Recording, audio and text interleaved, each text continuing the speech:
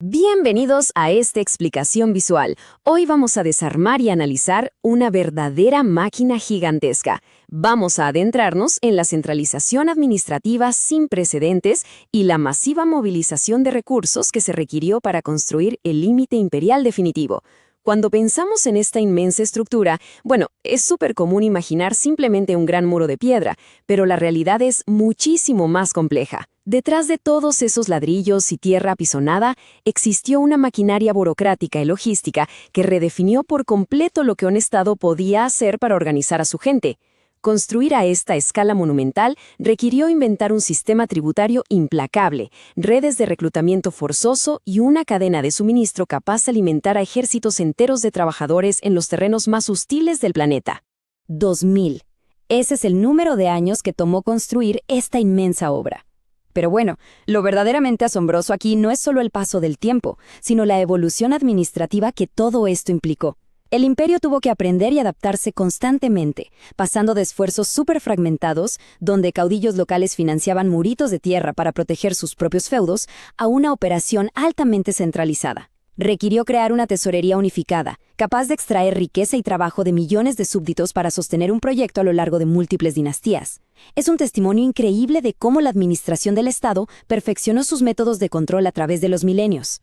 Sección 1. El dilema del imperio agrario. Para entender la escala de esta colosal administración imperial, primero tenemos que comprender el problema existencial que desató todo. O sea, ningún imperio moviliza tantos recursos no más porque sí. Siempre hay una amenaza a su supervivencia. El dilema central era, literalmente, el choque de dos mundos irreconciliables. Por un lado, una civilización agrícola totalmente arraigada a la tierra, que dependía de cosechas predecibles, de recaudar impuestos en forma de granos, un orden completamente estático. Y por el otro, la movilidad caótica, rapidísima e impredecible de las tribus nómadas del norte, como los Xiongnu. Era el enfrentamiento entre el orden de un territorio administrable y el embate constante del caos. Un estado estático y lleno de burócratas simplemente no podía perseguir a un enemigo nómada por las enormes estepas. Los costos de extender líneas de suministro bélico hasta allá eran insostenibles. Así que la administración imperial decidió cambiar las reglas del juego. Pasemos a la sección 2. Centralización, movilizando a millones. Entonces, ¿cómo resuelves un problema logístico así de grande? Pues, transformando radicalmente la forma en que recolectas y despliegas tus recursos. No bastaba con enviar soldados, había que reconstruir la geografía misma. Imaginen el inmenso desafío. Tomar un mapa político totalmente fragmentado por la época de los reinos combatientes y fusionarlo por la fuerza en un solo organismo bajo el puño de hierro de Qin Shi Huang. Para lograr esto, implementaron censos poblacionales súper estrictos con cuotas de reclutamiento ineludibles. Cada aldea tenía que enviar jóvenes sí o sí. Además, se fijaron cuotas de granos milimétricas, recolectando montañas de alimento que luego debían transportarse por canales y caminos montañosos brutales. Y todo esto bajo la mirada de una burocracia rígida. Si no cumplías con las líneas de suministro o los plazos de entrega, los castigos eran severísimos. Básicamente, estamos viendo nacer una de las primeras corporaciones estatales a gran escala.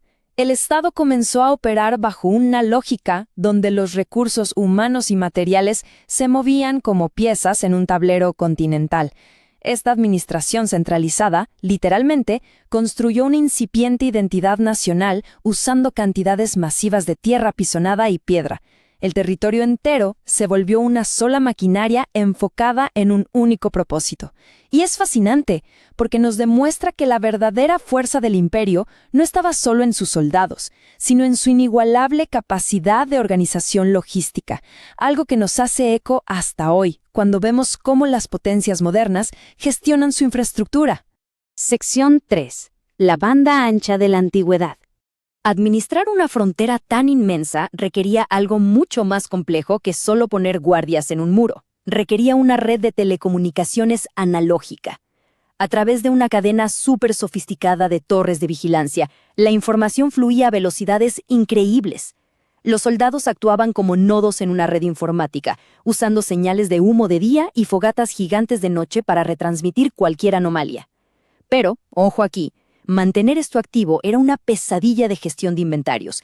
Tenían que asegurar reservas constantes de madera seca, azufre y estiércol de lobo en las torres más remotas del mundo, con caravanas dedicadas exclusivamente a alimentar este sistema de alertas. El punto clave es que esta era una autopista de información altamente administrada, y el rigor operativo era extremo. Los oficiales hacían auditorías constantes de estas torres. Si un fuego no se encendía a tiempo, o si a una guarnición se le humedecía el combustible, toda la cadena colapsaba y la capital quedaba desprotegida.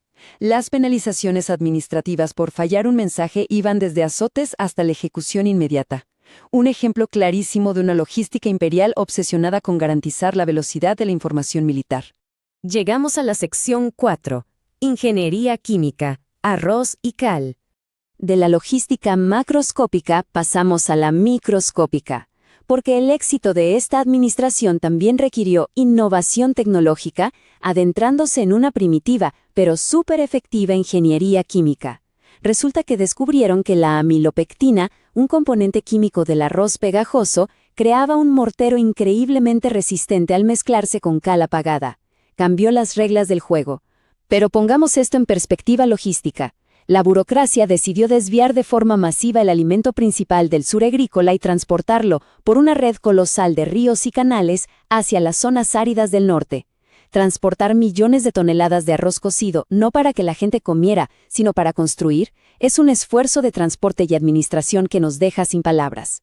Los resultados de esto fueron legendarios. Esta mezcla resiste la erosión constante, soporta terremotos y sobrevivió a las mismísimas dinastías que la crearon. Pero claro, esta innovación técnica es también el ejemplo perfecto de cómo el Estado se priorizaba sobre el individuo.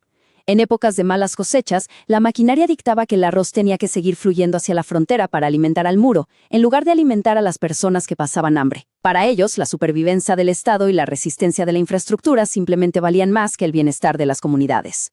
Sección 5. El costo humano del progreso. Ahora, toda esta majestuosa administración de recursos es inseparable de su lado más oscuro. Esta increíble centralización tuvo un precio asombrosamente trágico. La famosa leyenda de Meng Jiangnü, cuyo llanto derrumbó una sección del muro mientras buscaba los restos de su esposo, personifica el dolor inmenso de incontables familias. Movilizaron a millones de trabajadores, sacándolos a la fuerza de sus casas por mandato del Estado. Las muertas por agotamiento, hambre o frío no se veían como accidentes trágicos, eran simplemente un costo operativo aceptado y calculado por la burocracia dentro de su gigantesco modelo de logística. Por eso a menudo se le llama el cementerio más largo del mundo. Y lo más impactante de todo es ver cómo los documentos administrativos trataban a estas personas. Los registros muestran que los reclutas eran anotados como simples cifras en enormes libros de contabilidad, exactamente al mismo nivel que las cargas de madera o las carretas de piedra. Detrás de todo ese orden burocrático y la innegable proeza técnica, el alma de la población se fracturó, dejando un legado de sufrimiento que sigue resonando hasta hoy. Finalmente, la sección 6. El legado del aislamiento. Después de siglos de perfeccionar estos engranajes burocráticos, llegamos a las consecuencias finales de este esfuerzo monumental durante la dinastía Ming. Aquí se alcanzó esa perfección arquitectónica que todos conocemos hoy, reemplazando la tierra con un diseño impresionante de ladrillo horneado y piedra tallada. Fue el acto supremo de movilización de recursos, pero, paradójicamente, este triunfo logístico también fue el símbolo del repliegue definitivo. Al enfocar toda su refinada capacidad administrativa en perfeccionar una barrera para sellarse del mundo exterior, el imperio asfixió su propia capacidad de expansión, decidiendo destinar su vasta riqueza al aislamiento absoluto. Todo este análisis de la impresionante maquinaria logística nos deja con una reflexión bastante profunda sobre el verdadero precio de una administración gubernamental sin precedentes. La búsqueda insaciable de seguridad total puede lograr maravillas técnicas, por supuesto, pero altera de forma irreversible el tejido mismo de la sociedad. Nos deja con una gran pregunta. ¿Acaso todo intento de construir una seguridad absoluta requiere una inversión de recursos y vidas que redefine para siempre la relación entre el Estado y las personas? Es algo para quedarse pensando. El tiempo no se detiene, y aún quedan muchos secretos por descubrir. Si quieres seguir explorando los rincones más oscuros y fascinantes de la historia con nosotros, Apoya este video con un like y únete a la tripulación de la cápsula del tiempo suscribiéndote al canal. No olvides activar la campanita, es la única forma de asegurar que no te pierdas el próximo capítulo. Te esperamos.